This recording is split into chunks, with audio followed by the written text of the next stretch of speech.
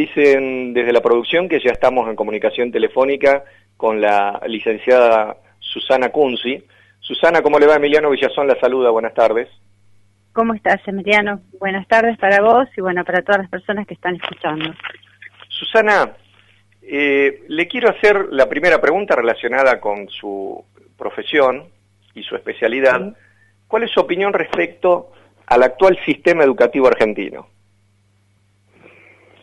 Bueno, yo creo que necesitamos mejorarlo. Esa es la palabra que tenemos que utilizar porque a veces cambiar suena como muy grande, muy fuerte, entonces nos parece que no lo vamos a lograr, pero mejorarlo sí.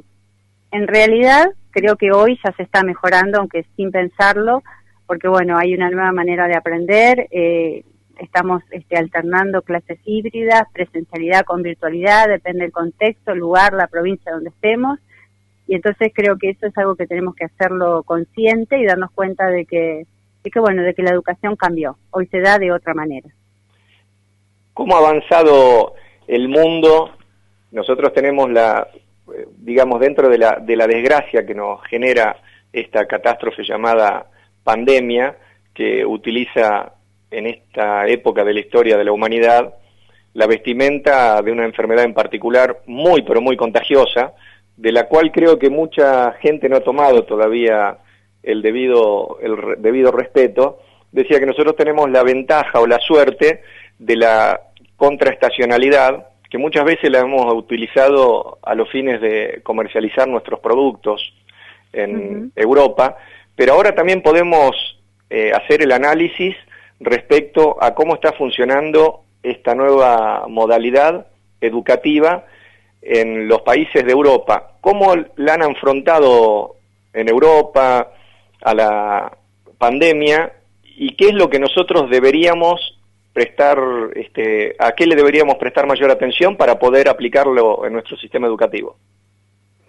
Es que realmente en otros países del mundo, no solo en Europa, sino también Estados Unidos, otros países de Latinoamérica, que como vos decís se encuentran en otra situación también educativa, se ha dado la virtualidad, se ha dado la presencialidad, se ha dado lo que hoy se llama aulas híbridas. Esto quiere decir alternar entre virtualidad y presencialidad.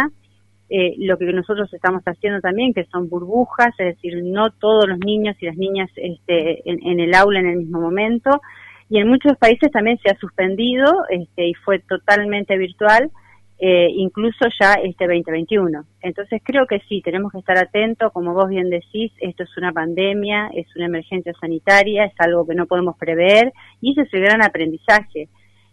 Digamos, las cosas cambian en un segundo, y esto es algo que tenemos que aprender. Este siglo XXI va a estar signado por este tipo de eventualidades, y creo que esto de que las cosas eran para toda la vida sucedió en mi generación, pero ya no las nuevas generaciones.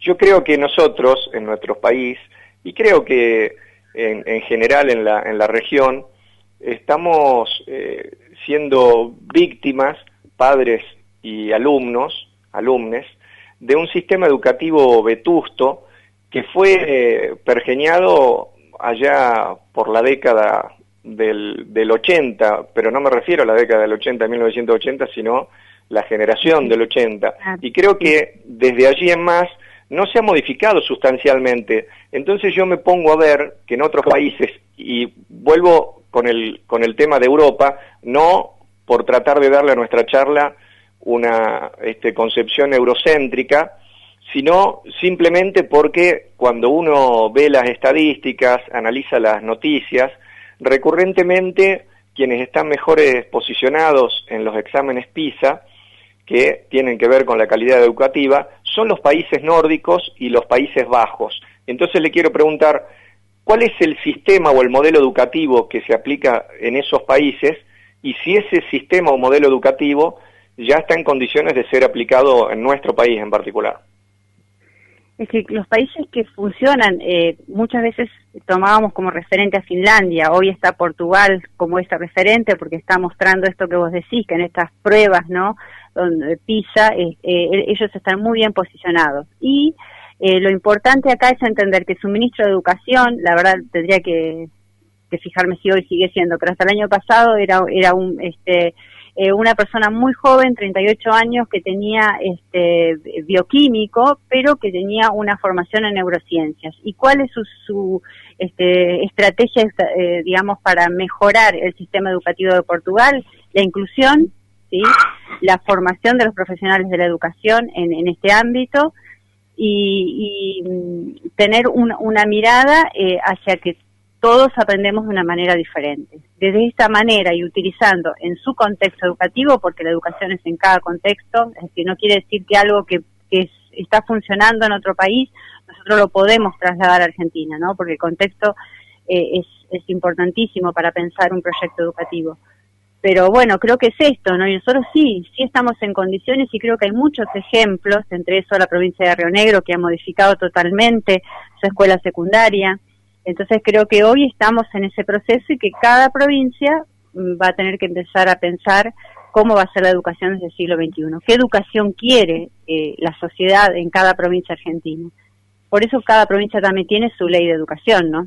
Claro, es importante, sí, eso tiene que ver con las facultades que se reservan las provincias en tanto en cuanto rige para ellas la autonomía dentro del sistema federal. Pero es interesante si le podemos explicar, me imagino yo a la audiencia, con un poquitito mayor grado de detalle, el sistema educativo rionegrino, porque nosotros estamos a una distancia de como 3.000 kilómetros, pero que no parece ser solamente una distancia física, sino que también, lamentablemente, una distancia mental, porque el sistema educativo salteño es el sistema vetusto al cual yo hacía referencia hace un ratito. ¿En qué se basa el sistema de Río Negro, licenciada? El sistema de Río Negro que cambió justamente el año pasado, pandemia de por medio, finalizó el primer grupo que culminó la escuela secundaria. Ellos tienen 5º año, ¿no? Así que iniciaron hace 8 años más o menos un cambio en donde primero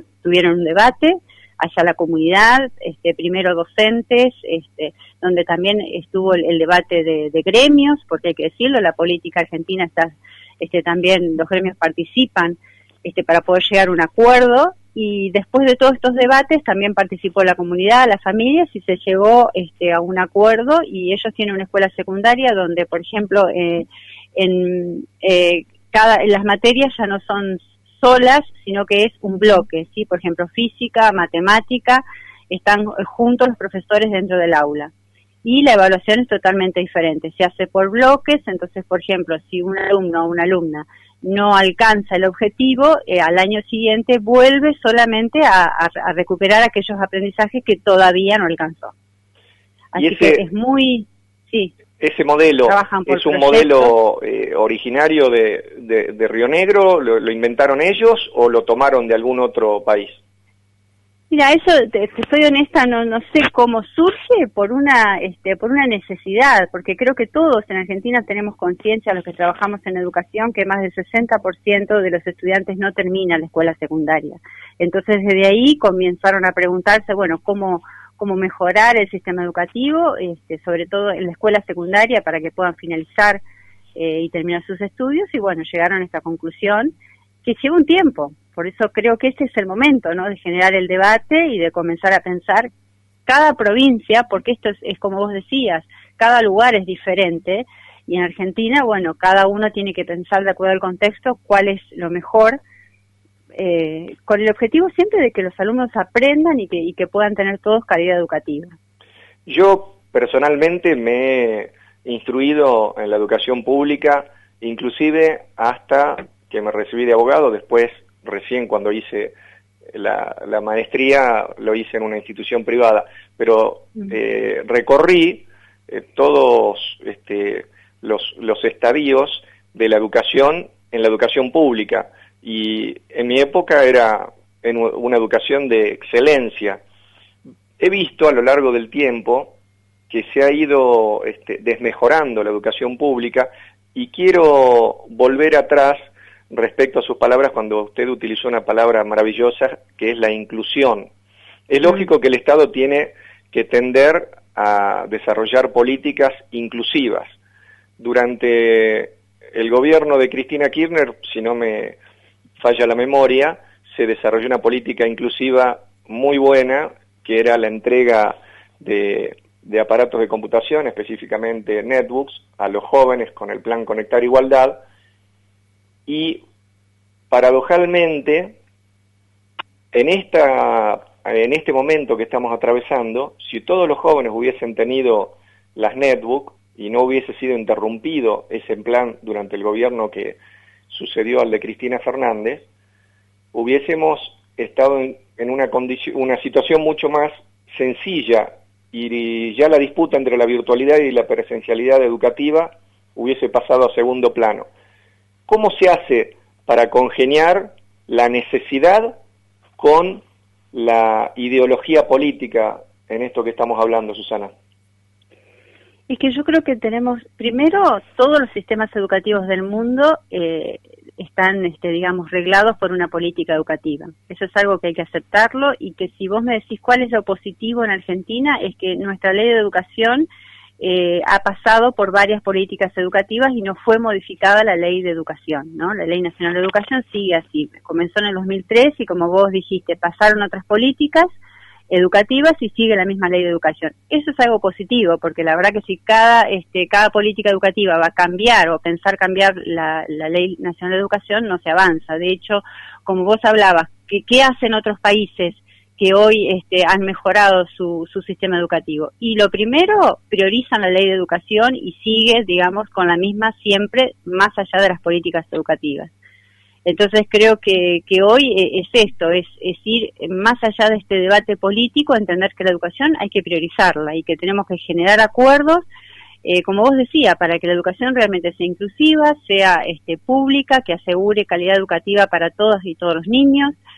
Y eso es fundamental, eso ha sido, creo que, nuestro orgullo como pueblo, ¿no? Una educación pública que es para todos. Y bueno, eso es lo que tenemos que, no sé si recuperar, pero tenemos que priorizar nuevamente. Particularmente yo considero política. Que no se trata de una discusión o de meras desavenencias políticas, sino que la cuestión que se está discutiendo ahora es una cuestión eminentemente sanitaria, porque quienes dicen, casi con criterio fundamentalista, y no admiten ningún tipo de restricción al respecto, hay que mantener la presencialidad en las clases porque los chicos lloran cuando no van al colegio, lo cual me parece que roza lo absurdo, o al menos resulta ser grotesco ese argumento. Le decía, entonces la discusión creo que está entre estos fundamentalistas que lógicamente dicen, no, nadie se contagia en una escuela, y todos entendemos que el grado de movilidad que hay desde los domicilios particulares hacia el establecimiento escolar generan casualmente los contagios, y en el contexto de pandemia eso es lo que tenemos que evitar. Y por otro lado, hay una política sanitaria que dice, paremos la presencialidad por 15 días, pero no paremos la educación, utilicemos el mecanismo virtual. Y yo creo que es una discusión sanitaria que casi, a mi entender, no tiene sentido. ¿Por qué se da esa discusión mirándolo desde la óptica de una educadora o especialista en educación como usted, Susana? Porque yo creo que la educación nos ha organizado a las familias, todos nosotros quienes tenemos hijos e hijas, la verdad que cuando tenés un hijo después comenzás a organizar la vida alrededor de esa educación, ¿no? De horarios, todas las actividades que hacen nuestros hijos, nuestras hijas. Entonces hoy quizás lo que está sucediendo en esta segunda etapa, porque esto ya lo vivimos en el 2020, que comenzó la escuela virtual, ¿no? Como vos decís, hoy sí se puede aprender desde la virtualidad, teniendo en cuenta, también vos lo dijiste, que se necesita una conectividad, tecnología, acompañamiento, hay todo un sostén detrás. Pero yo creo que que hoy muchas familias quizás hoy tienen que ir a trabajar, mamá o papá tienen que ir a trabajar, y el gran dilema es, ¿dónde va a estar ese niño o esa niña? ¿No? ¿Quién lo va a poder acompañar? Entonces la escuela nos organiza, nos da seguridad, sabemos que están ahí, que están con profesionales, que están acompañados. Entonces creo que por eso te digo, es el gran debate de un sistema educativo nuevo que está asomando, aunque todavía no nos podamos dar cuenta, y entender que la escuela es necesaria, que el docente es necesario, que el vínculo es necesario, pero que en casa también seguimos aprendiendo y que el acompañamiento de la familia es fundamental para que se dé una educación de calidad. Sí, le doy el ejemplo de mi familia. Somos 4 en mi familia, 2 profesores universitarios, quien habla y mi esposa, una alumna universitaria y un alumno de primaria. Todos con clases virtuales, porque así lo hemos solicitado nosotros y por suerte, digamos, el establecimiento educativo donde cada uno desempeña su actividad accedió a eso. Pero respecto a lo que usted dice, es cierto que muchas veces la escuela se transforma como en una especie de guardería para que los padres vayan a trabajar, pero hay que tener en cuenta que ese escenario solamente se advierte en los sectores medios de nuestra sociedad, porque donde hay familias que están absolutamente disgregadas o familias monoparentales, ese tema de mandar al hijo a la escuela, pensemos en una familia que pertenece a los sectores más carenciados de nuestra sociedad, lo mandan para que coma, no solamente para que se eduque. Entonces, creo que la virtualidad no debería encontrar tanta resistencia y debería haber en paralelo una fuerte ayuda del gobierno, en este caso como hubo a través del ingreso familiar de emergencia, el IFE, y me parece que podríamos transitar mejor esta etapa de pandemia hasta que todos estemos vacunados al menos. ¿Cuál es su visión al respecto? Es que yo acuerdo, Emiliano, mira, increíblemente la escuela en casa es un movimiento educativo que nació en Estados Unidos hace muchos años y que empezó a tener algunas familias como adherentes a esto de que le enseñamos a nuestras hijas en casa y que no vayan a la escuela, que tenía mucha resistencia, ¿no? Entonces, como vos decías, Emiliano, quien hoy tiene la oportunidad de tener su trabajo desde casa, puede acompañar a sus hijos o a sus hijas en ese aprendizaje. Y quizás, algunas familias hasta es un contexto ideal. Ahora, como vos también lo dijiste, eso todavía no es posible porque si lo pensamos de ese lugar, muchísimas familias quedan fuera por ese sistema. Por eso la escuela sigue siendo primordial, ¿sí? Para el aprendizaje de calidad de los chicos y de las chicas. Y como vos dijiste, sí, acá lo que hay que tener en cuenta es acompañar a quienes hoy no tienen esa oportunidad de que alguien los ayude en ese proceso de aprendizaje. Ese es el temor de una escuela totalmente virtual.